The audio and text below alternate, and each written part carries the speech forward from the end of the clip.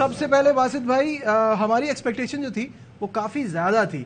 हमें लग रहा था कि 300 तक तो जाएगा ही जाएगा।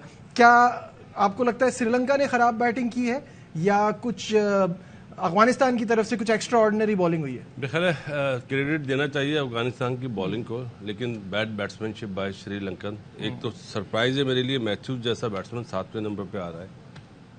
ये वैसे हम इतना मैच के बीच में भी एक बार डिस्कस कर रहे थे। इतना सीजन बैटर है, इनका कप्तान भी रह चुका है। और आप देखेंगे 40-40 रन के तो आउट हुए हैं बैट्समैन। वो बात यूनुस की बिल्कुल सही है कि 40 रन के बाद थोड़ी बैट्समैन आउट होता है। आप लंबा तो खेलें। पता नहीं क्या समझ में नहीं आ रहा कि अब बॉलर ने बड़ी बड़ी मुच्छें लगाई हुई थी जो डर गए थे, लेकिन bad batsmanship. And the pitch looks good. जो शॉट्स लग रहे हैं, जो स्कोर हो रहा है, तो उससे तो ये लग रहा है कि आउटफील्ड भी अच्छी है, फास्ट है। इंडिया की फील्ड जो जितने भी ग्राउंड है उसमें फील्डिंग सिवाय धर्मशाला के बड़ा जबरदस्त ग्राउंड होते हैं। ये दोनों खेले हुए उधर, और मेरा ख्याल है कि ग्राउंड का और पिच का कसूर नहीं है, द वे ऑफ जो बैटिंग है उसका कसूर है। अग्री करते हैं इस बात से अजहर। एक तो ये कि श्रीलंका को यहाँ पे थोड़ा सा काम रहना चाहिए था बड़े स्कोर की तरफ जाने के लिए। उन्होंने ज़्यादा कोई रिस्क नहीं लिए, ज़्यादा कोई ऐसी एक्स्ट्राऑर्डिनरी बैटिंग नहीं की। क्या कहेंगे? देखिए, सेट होके जैसे बासित भाई देंगे, सेट होके सब आउट हुए हैं। काफी स्टॉप आउट तो सारे देखें सब डबल फिगर में गया है, बल्कि 2-3 तो 30-40 भी नजर आ रहे हैं। आई थिंक वो एक आधा प्लेयर भी अगर 70-80 करता तो ये स्कोर और ज्यादा अच्छा नजर आता आपको। कंडीशंस आई एम श्योर कि जब तक दोनों टीमें नहीं बैटिंग कर लेती तो हम 100% नहीं कह सकते, लेकिन ऐसी कोई अलार्मिंग चीज नजर नहीं आ रही। अलार्मिंग चीज नजर नहीं है। I think credit specially Mujibur Rahman और फजल हक फारूकी को, जिस तरीके से उन्होंने दोनों का अगर इकोनॉमी रेट देखें तो अंडर 4 एंड ओवर है, बल्कि फजल हक का अभी तक तो 3.4 समथिंग करके है। आई थिंक ये बड़ी जबरदस्त इन दोनों ने बॉलिंग की, जिसकी वजह से ये टोटल नीचे। बाकियों ने भी ठीक बॉलिंग की है, लेकिन सब नॉर्मली 5-6 एंड ओवर जा रहे हैं। बिल्कुल ऐसे ही वो आपको आराम से 300 पे ले जाता है, लेकिन इन दोनों ने जो इम्पैक्ट डाला, दोनों ने 2-2 आउट भी किए हैं। तो आई थिंक आउटस्टैंडिंग बॉलिंग है इन दोनों की तरफ से। कंडीशन अभी पता लगेगा रात में या बेहतर हो जाएंगी बैटिंग के लिए या थोड़ा सा फास्ट बॉलर को सपोर्ट करेंगी, ये देखना होगा। बिल्कुल सही है। फजल हक फारूकी की 3 विकेटें हैं, 33 रन दिए 9 ओवर्स में, और साथ साथ मुजीबुर रहमान के 10 ओवर का स्पेल पूरा हो गया है, 38 फॉर 2।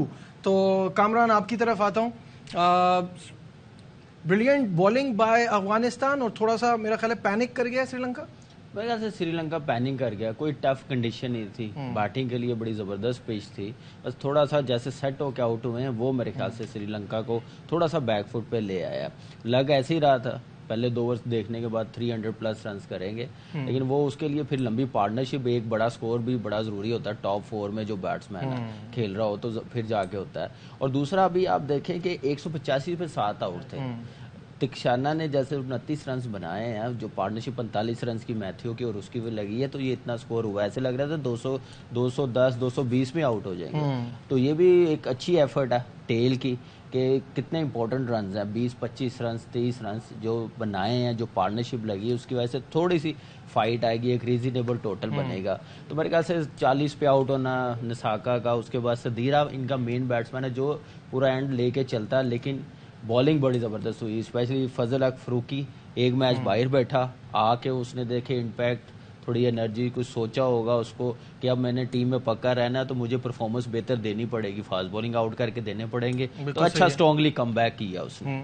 अच्छा वासु भाई, आज तो हम जैसे फजल हक फारूकी की बात कर रहे हैं और 3 विकेटें उन्होंने हासिल की है, बट इन जनरल इंडिया में स्पिनर्स डोमिनेट कर रहे हैं इस वर्ल्ड कप में।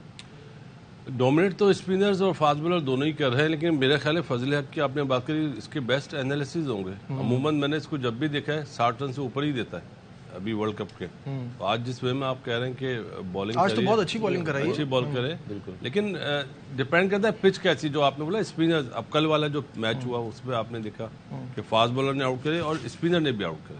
तो कल तो एक मतलब मुझे लगता है इंडिया में एक रेयर पिच है जिस तरह की पिच कल थी। मुंबई में हो गया या हैदराबाद में भी अमूमन ऐसा होता है। कामी खेला है वहाँ पे, जी बिल्कुल, कामी बताएगा। अच्छा, हैदराबाद में भी ऐसा पिच होता है, लेकिन जैसे बेंगलोर है, चेन्नई में स्पिन होता है, ये पुणे में तो बहुत अच्छा, लखनऊ में, पुणे में तो बहुत बैटिंग के लिए बहुत अच्छी पिच होती है। दूसरा तिक्षाना को आपने नंबर 8 भेजा है, चमेरा इतने अरसे बाद आया इंजरी के बाद, उसको ऊपर भेज दिया। वो तो हर मैच में 20-25 रन कर ही रहा है। तो मेरे ख्याल से ये भी थोड़ी गलती हो रही है मेरे ख्याल से बैटिंग ऑर्डर की वजह से। और मैथ्यू जैसा बैट्समैन, एक्सपीरियंस, इतने 100+ टेस्ट मैच है, तो आप उसको यूटिलाइज करें। 4 तक ठीक है, उनका बैटिंग ऑर्डर सेट है, लेकिन 5 से नीचे नहीं उसका बनता खेलना। 7 पे यही गलती बांग्लादेश वाले कर रहे हैं, अपने मोहम्मदुल्लाह एक्सपीरियंस है उसको 7वें नंबर पे रखा है।